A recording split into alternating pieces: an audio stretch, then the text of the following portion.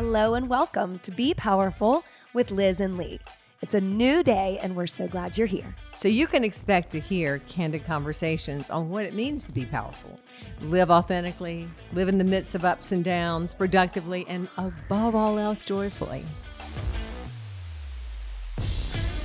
We are so thankful for you, our community of listeners, and we hope you enjoy today's show.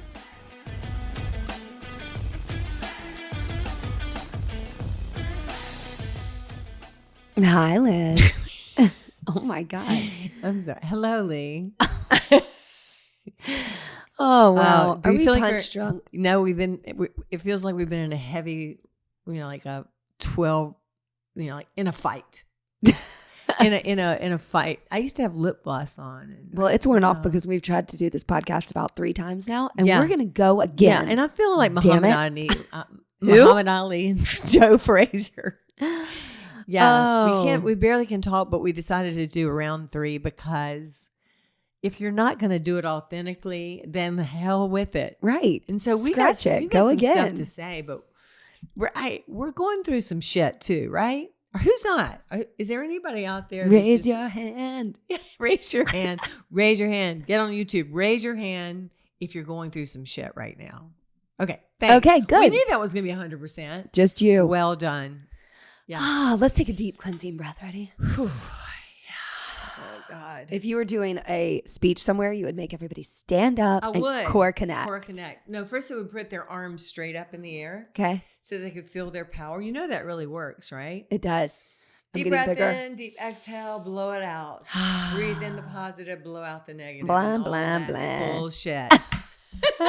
Even though it's not. Not, but that's how we're feeling about it right now. We are. But it reminds me of, because all we do is reference TV and movies, in Ted Lasso when Rebecca shows how she gets real big before she goes into a She's room. My favorite. Rebecca, when is that coming back out? It better come out soon. I'm losing my mind on that. If we have to keep watching Stranger Things over and over, which Lee and I watch Stranger Things every night, but we're so tired. I mean, we start it late, which don't watch Stranger Things late at night. First of all, it scares the bejeebers out of you. I've had weird dreams. And then we fall asleep and we can't remember what we like, let's just watch that episode again. We've been watching like episode 2 of season 4 for like, I don't know, a couple times. Yeah. And we've been watching it with my son for a while now, and he's out of town until tomorrow. So like, come home and let's finish Stranger Things and get ready for Ted Lasso. Oh, yeah. But we all might need to go like this. Everybody go like this and get really big, because we're going to talk about our favorite subject, sex. Oh, okay. That was a little snaky. Yeah. Sex. We are, because I don't know. It's something that everybody can relate. We've tried. This is round 3. Ding, ding, ding. And we kind of fought it out there, didn't we? I mean, no, the deal is we were having disagreements about some other things, and it kind of bled into that. And then you weren't feeling good about something, and I'm like, just press life, as in pause, life. Stop the recording, and let's try again. I think we've got some points to make, though. Okay, main one. Here's one point. Let's take the shame out of sex. Got it. Sex should not be so taboo. Mm-hmm. Okay. I meant to say, can I say it again? Yeah, of course. Let's take the shame of feeling of loving sex off the table. Yeah. Because in this crazy world we're living in, where people don't want women to enjoy their bodies nor have sex, because if you do, you're just going to be a baby factory, which we know that's not what we're going to talk about today, because that just gets me going on a different subject. But actually, women have some places on their body that really feel good when they have sex. Some places. Oh my God. Okay, so shame and guilt. Let's try to get those shame and guilt out of the equation. Number 2, I know you are the expert on this, is teaching kids young and early and openly and honestly about sex and their bodies. Number 3. I'm an expert. I love that. Well, right. Like, let's just start. We were just certified this weekend as sexperts. Yes, so we were. We can talk about anything and everything. We were. And you have to I gave you a us. badge. I have a badge. we have them hidden badges. No, we're not. So, if what we have to say doesn't resonate with you, but you're struggling in any way with sex, I suggest that you find some resources to help you. I mean, obviously the World Wide Web is full of stuff. We've got podcasts, we've got YouTube, we've got Well, books, we've got therapists. And I think it's important to learn as much as you can. The more you know, the more you know. The more you are, and the better it feels. Right. Okay, let's talk about that. Wait, hang on. I'm so ready. Hold on. Your mark. So Get like set. the taboo of sex, teaching kids about sex, finding resources to help you understand your body, your partner's sex, whatever it is. Right. Also how to get out of ruts. Yes. Transactional sex, maybe women. Transactional sex is a big one. That's pretty much marriage as we know it. Sorry. Not ours. No, we're not married. Because we're not married. Yeah. Okay. We'll see. Also, like stereotypes about women and just their bodies and sexuality in general. Right. And letting sex and sexual health be a part of our overall health and wellness. That if we hopefully turn sex into just a positive way to be strong and healthy, then we can release some of those taboos. Right. Ready, so set, who do you go. want to teach your children about sex? Would you rather? You I'll should be start happy doing to. seminars. You know what? We'll start doing that in the studio under the Be Powerful sign. Be powerful in your sexuality. But no, we're not going to do that. I think sex is a very personal, intimate thing with your partner. But I want to talk about kids just for a second. Go for it. Because I think it's important. And as everyone knows, anything I say on this podcast, I am very ready for my own grandchildren to listen to it. So I want us to take the taboo off of sex, especially with children. I was brought up to believe that if I had sex, that I was trash, that I was a slut. If I liked sex, that just labeled me as something wrong, that I was simply supposed to just lay there and take it and blah, blah, blah. Where was your messaging coming from? Not from my mom and dad, from society. Right now we have a society that has TVs, everything on Instagram, whatever you're watching. Women are sexy. They're having great sex all the time. So if you've ever seen porn, oh, yeah. That you see that the looks on those ladies' faces, they're not enjoying that. So if that's where you're getting your information on how to have sex, then you're not going to enjoy it. At least the woman's not, right? And I'm a woman, and I want to encourage other women and other dads and men to educate their sons and daughters on the importance of sex, that it is not taboo, that it is one of the driving forces of human nature. We have these bodies for a reason. Our bodies are made beautifully. And one of the greatest joys in life is great sex. So, and it's also a very natural instinct, starting very early for some and not so early for others. Well, we know our children at some point are going to have sex. And so it's, what is the messaging? And I always think, the first things we say are don't have sex, have safe sex, have consensual sex, blah, blah, blah, blah, blah. And like, but where's the item joy? number 24? Yeah. Let it be pleasurable. And I'm not saying that sex is just about pleasure, but I think that really should be a big part of it. I think sex is about pleasure. I think number one, sex is about pleasure. Yeah. I think, yes, children are born from sex, but the number one point of sex to me is pleasure. You all can disagree with me all day long. That's great. But kids are not having sex because they want to have children. They're having sex for pleasure. Okay? So let's just get that out of the way. I'm having sex for pleasure, not to have children. When I was 30 or 20 and I could have babies, I was having sex for pleasure, not for children. And then one day I decided to have a child and I went, yay, and this is fun. And I get to have a baby. And you can do this. Yeah, but I think there's, instances where people hide behind like just reproduction because that takes away all the like pleasure, scary things that could happen. And if we just more normalize that, then it wouldn't be so simple, taboo, that it wouldn't have to be pleasure sex looks like Cardi B naked singing about something a little inappropriate. Like it doesn't just have to be about boobs and body and nakedness and skin. I mean, that is maybe what sells, but it's not what is for everybody. So what's that word I'm looking for? Like last forever. Enduring. Thank you. I You're was thinking of welcome. like subsist, endures, Yeah. endures. So how do we Okay. do that? So Okay. you guys Step deal with your one. own children. Take the heat off of them by saying, yeah, sex is totally normal. Enjoy yourself. Figure it out. If you have questions and you don't want to come to me, find resources for them or let them find resources. And hopefully it's other than porn, but whatever. Just talk to your kids, get that out of the way. But Okay. as far as ourselves, Right.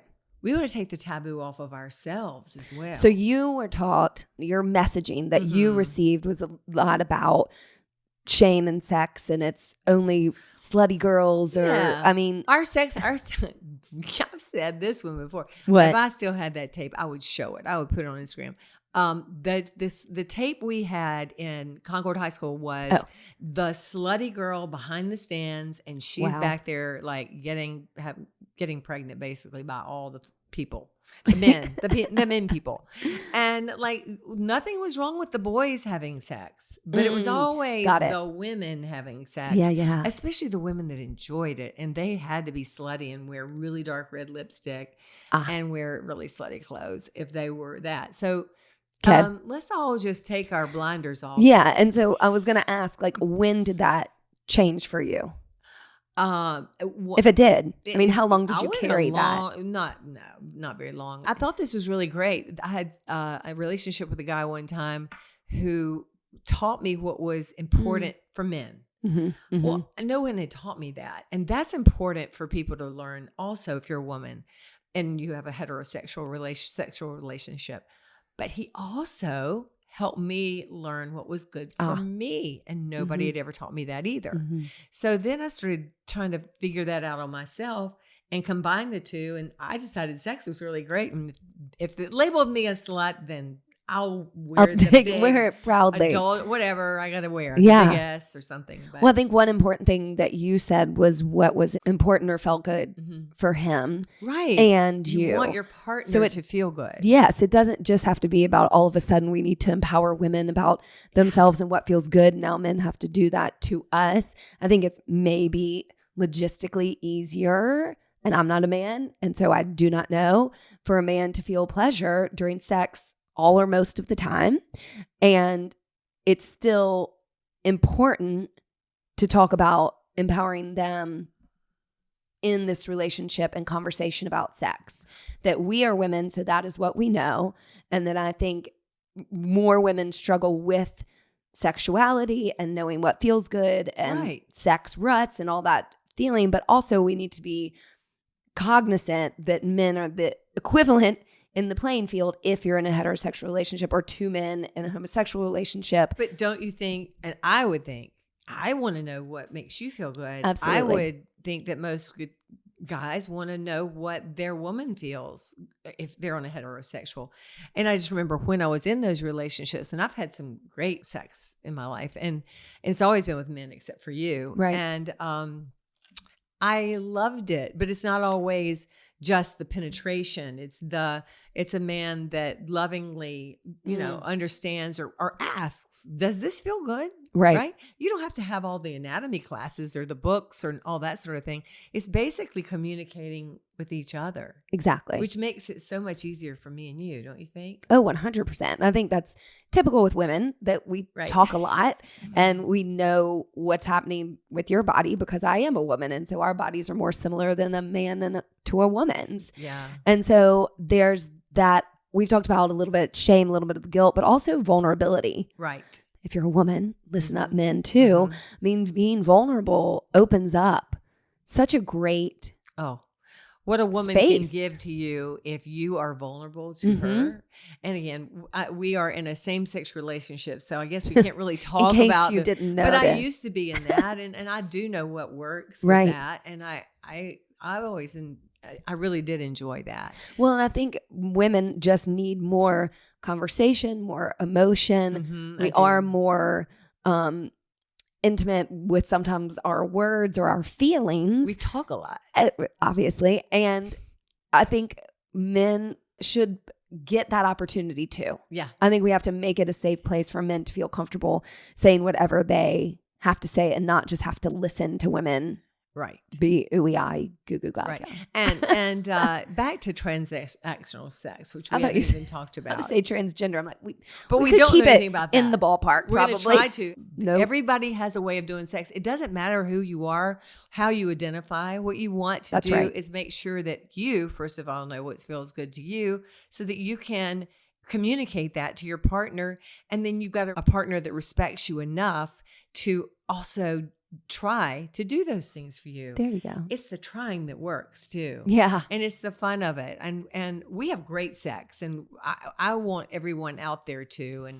And not just to check the box, like, you know, I have a friend that said, "Oh, we have great sex." Or no, she said, "I have a great sexual relationship with my husband. We have sex 2 times a week." And I'm like, that's fantastic. And you know, who's counting? I've never thought that was a thing that you need to do. But she goes, except when I can, you know, like slip away and be in this one room when he comes home and he doesn't know that I'm in there. And I'm like, well, do you like it or not? I didn't say that. This is not my business. But I was like, gosh, you know, that doesn't sound like a fun sexual encounter. That sounds like a transactional. Mm-hmm. I'll give you this. And we've all been guilty of that. I mean, if For you're sure. a woman, if you had a fake orgasm with a guy, I'm raising my hand. Yes. We all have, right? Right. And sometimes it is just an act of grace. Like they really want it. Yeah, go for it. But I wouldn't say make that a habit. We need to enjoy. Yeah. And I think that goes back a few steps. So why are we not enjoying sex, right? Why is that communication not there? If we don't know what we like on our own, then how are we supposed to know what to tell another person? So that's the huge point. And I think you're shocked by this a little bit of my, you know, sexual past. You said, you know, we have a great sex life. And I think it's fascinating that we do have such a good sex life. You've had different experiences more than I have, plenty of good ones. I've had very few. Looking back, I wouldn't say great. Mm-hmm. And I also never was a masturbator.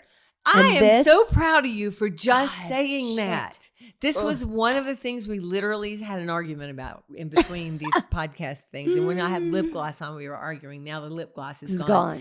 I was like, what? You know? And you're so shocked. And I'm like, I'm sorry. Shocked. That's just not. And so maybe not everybody is exploring themselves.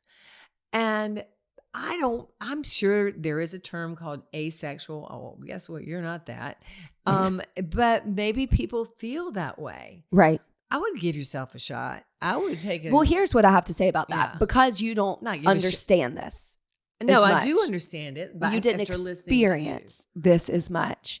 That I think this has to do with a little bit about, you know, what you're taught or what you see, and a lot about, for me, like self-confidence, image more, self-esteem. And I said this before here, struggled with body confidence, body image, self-confidence all my life. And I think that's a huge part of it, that if you don't feel comfortable in your skin, if you don't like the image of your body, like pleasuring yourself doesn't feel, can I finish? Questions, yes. Hold them, remember them, don't forget them. Doesn't necessarily feel good. Like if you don't like the skin that you're in my experience, it didn't make sense, or I wasn't going to be intimate with myself. There's another way. I think that's a really brave thing you just said. And I think that may resonate with people. And maybe not. If that is the case, I feel like you've got to explore that and see what that image is. Is it from society? Is it because your body is not that perfect body? None of us have that perfect body. That's right. Except for you.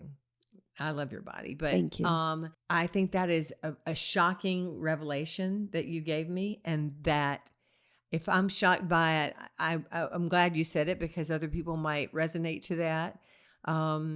If you can't pleasure yourself, how can you accept it from somebody else, or give it to somebody else.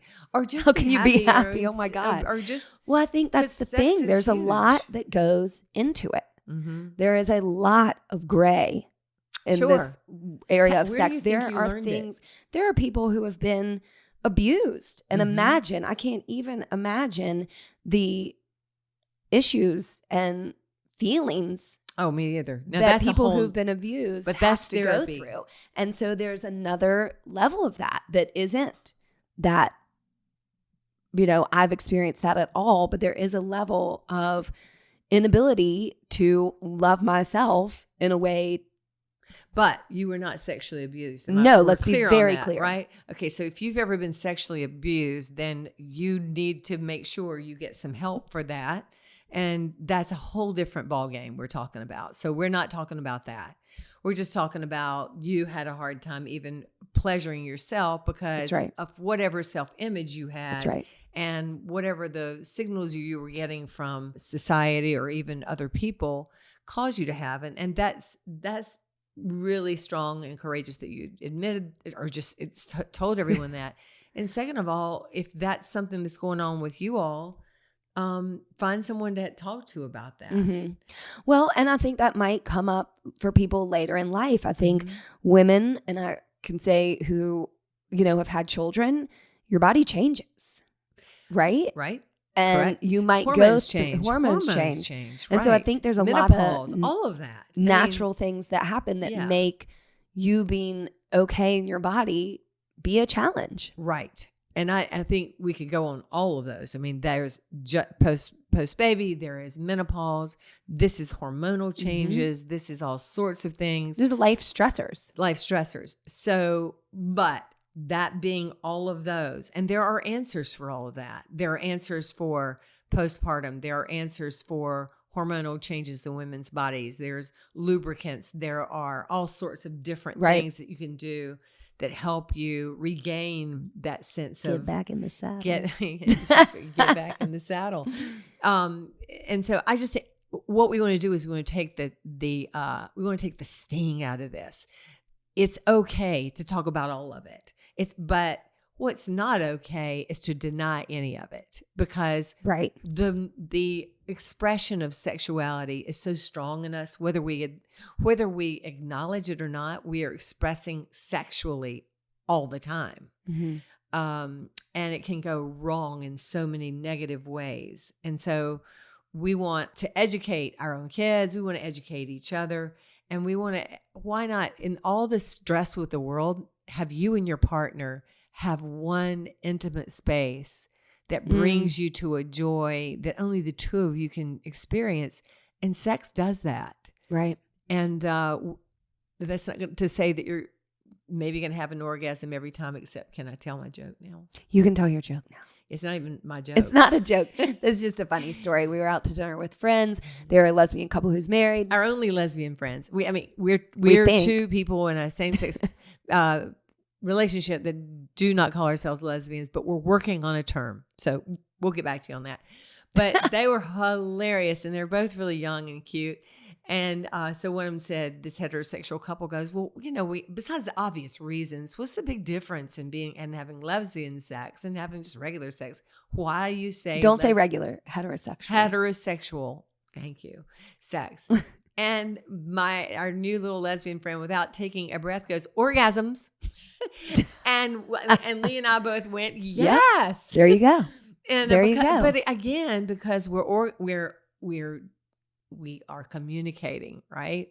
And we love it. I mean, it's fun. And so there is no reason in any, whether trans, hetero, gay, lesbian, everybody should be having great sex. And keep working at it. It's fun. It's a good practice to keep working at. Well, and I think there's that pressure point too. Like, oh, I have to have an orgasm. So, I'm tired. This has gone on too long. Right. Fake it. There you go. And that's not doing you or your partner a service. So the minute they think that what they just did to you caused you an orgasm that actually didn't, then it goes on and on. It's trouble. It's that rat in the thing. The hamster wheel, the rat in the thing. Have you ever seen a rat run on a wheel? Not me, and I hope that I don't. No. So we know all these things now. You need to not deny your sexuality and come to terms with it, whatever that takes. And spread the word. Spread the word. Not about yourself. Hang on, though. What do you mean? Spread the word that sex is just keep talking about sex. Sex, we need to take the sting out of sex. The sex, sting, you mean like the stigma, the negativity, the negative taboo that we can't talk about quit it. saying that women are just, we're baby machines. We're not I having think sex. A lot of people say that all the time. I mean, I'm sorry, we government is saying that right now. I know. And that's a huge part of it. But I think all we're trying to do is talk about, real women's issues with each other and with their partners, and recognizing that sexual health is a very important part. Right. And that the more you talk about it, the less taboo it's going to get. Now, I would say that, let's say women are in a group, one night, book club or whatever, and everybody's talking about it. Like that could lead to another sense of shame for somebody. Like if the whole group's talking about their sex lives and you're like, whoa, I'm not experiencing that, or that's never happened to me or whatnot. Like you have to be careful too. Bragging. I mean, yeah, I don't think you have to be careful. I just, I think good friends can talk about sex without saying, hey, by the way, I'm having the greatest sex in my life. Too bad you're not. No, and I didn't mean that at all. And you know that. Yeah. What I'm trying to say is when you hear other people tell their sex stories, that make you be like, ugh. Yeah. I don't know. But hopefully what that helps you do is see that there's a million different ways to, awful term, skin a cat, right? There's not one right way to do it. So I just don't want people to feel like in group discussions when we say chat with your friends or hear what other people have to say, that you feel any shame or regret or guilt that your sex is different than somebody else's, because there is no right way is the point. As long as you're not hurting each other and as long as you're not harming anybody in the process of that, then all sex is good. And I just wonder sometimes if guys talk about it. I think they just talk about I got it, know. But I have no idea. But women do talk about it, and like you said, and most of the times it's in I had to do it. At least right. And that again is that's not fair to him either, or not her, at all, or whoever it is. Not at all. It's not fair to anybody. And I do think that's important, that airing grievances sometimes can just feed negative energy. And that's, within you and your partner to work out. We all need somebody from a different realm in our life to help us in different areas, right? You might not be the person I talk to everything about. That is not true. You are. Yeah. But some people need another venue and to find some compassion or steady ground on. Well, I have found compassion and steady ground with you. Thank you. I think you can find it in your partner. And if you can't, then go to a sex therapist or somebody or a good friend. But I think it's such an intimate act that going to a good friend is probably not the greatest advice. I think you really have to talk to your partner. And then you also have to be willing to admit to the young people in your life that sex is important. And once they understand that, and that all the things can happen to them, but joy of life reigns here. Okay, it is the joy of sex. There's probably Isn't that a book? There is a book. I've never read it. We should get it and read it. I think it's an old one. I think it came out in the 70s, and it was very controversial. And, interesting. And everybody was like, "Whoa!" Women were reading like crazy, right? Because literally, for years and years and years, women were just like, "Okay, just lay back and endure it." Yeah. And so then the 60s rolled around, and it was the sexual revolution, and whoa. And now it's sort of like the pendulum has turned back, and everybody wants us to just not talk about sex, and women don't enjoy it, just have babies and don't worry about it. But I get it politically that's a message, but I don't feel generally like I'm not receiving that message. Oh, no. In the world. But I think there's a lot of parents that are saying no, just say no to sex. Right. And that's their prerogative. If the family wants to teach that. Exactly. But they can tell them everything they want to, but just don't say that they shouldn't like it, because they're going to like it. Got it. Period. I see your message. It is a natural, happy, healthy, joyful thing. You want your kids to eat well. They need to eat well. You want them to move their bodies and exercise. This is all for your full body health. It's wholeness. It's mind, body, spirit. And sex is part of that. 100%, don't you think? 100%. No, I agree with you fully. And I think you have to decide what that looks like for you, right? I mean, Hilliard Studio Method is for everybody. So, I mean, that's a no-brainer. But all the different types of sex and what you need in your sexual life. I and love what, the way you just threw Hilliard Studio Method into sex. You do not have to be. I'm saying it is not about sex. No. It is about healthy well-being, right? I think was we were saying trying to one tie it size in. doesn't fit all for sex, but Right. it does for your workout. Yes. That's what I was saying. Yeah. I love that you threw that in I there. did. I needed to. But figure A lot out of our what it haters are is gonna for love you. that. I know. Figure out what it is for you and what feeds your soul and what makes you feel good. And when you have that really good sex, think about how good you feel. And we want to apologize to some of our friends because we What? really do brag about how great our sex is. Okay, you just did it. I know. You are incorrigible. Corrigible? Incorrigible. Corrigible? No, incorrigible would be That would be a better thing. that would be welcome. Yeah. No, you're you, and I love and respect you just the way you are. Yeah. Yeah. You're doing really well these days too, because that's been tough. Well, it is. And I think that's what life is, that we go Yeah. through ups and downs. And when you can do that with somebody about anything, then it makes it easier to go about that when it comes to things like sex. So this is part of our wellness broadcast. This is part of our wellness things. What have we learned? You want to name them? You want me to try to? Let's see if you can do it. All right. I'm the teacher here. Yeah, she is. She is. You be the student. So the main things we have learned to take I the don't know that time. anybody learned anything. What We're did we sharing learn? Nothing. experiences. We've given them nothing here No. except our own Opinions. Our own opinions. And if I could ask you to do one thing today, it would be to take the taboo out of talking about sex to your kids. And then, okay, two things. There's never Okay, just you get one. two, I get two. I get two. That would be number one. Take the taboo out of sex with your kids, not of talking about sex with your kids. It's very important that they understand that their natural body functions that they're feeling are not some sin against nature. They are natural human beings that are made and built to have sex. Okay? Then you can tell them all the ways that they can get in trouble with that. That's your second conversation. And then the other one is find out what you feel, what makes you feel good, and communicate that to your partner. And then see how great your life turns. Boom. Okay, that's good. And I think as a parent, it's easy for you to say, like, you're done with the whole parenting thing. I'll talk to but your I've kids. got, go for it. I've got teenage kids. And I think thinking about what you want to say first, generally, I think if you overthink, you can get stagnant. But just kind of knowing your main topics with your kids and your beliefs, and know that it probably is not just going to be one conversation. What's is funny, the train has left the station with your kids. They're teenagers, right? Right. I think you talked to your kids earlier, Right. much earlier.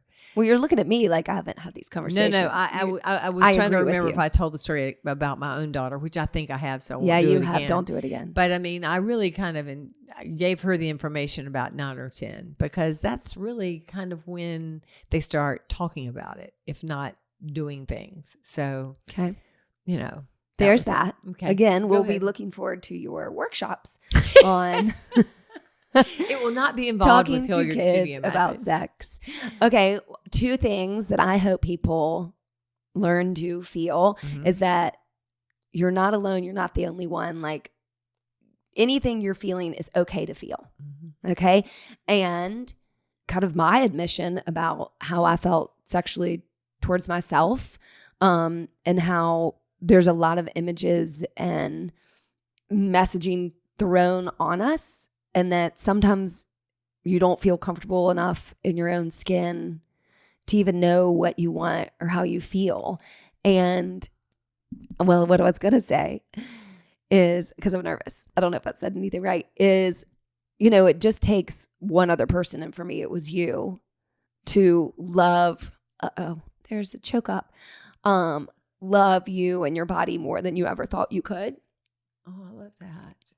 And so that has opened me up in such a major way. And so I think loving and trusting someone who loves you that much and sees you in this beautiful way that you couldn't even see yourself not only opens, the door for self-confidence and self-expression, but sexually too. And I think that's really healthy. And I feel lucky that I found you.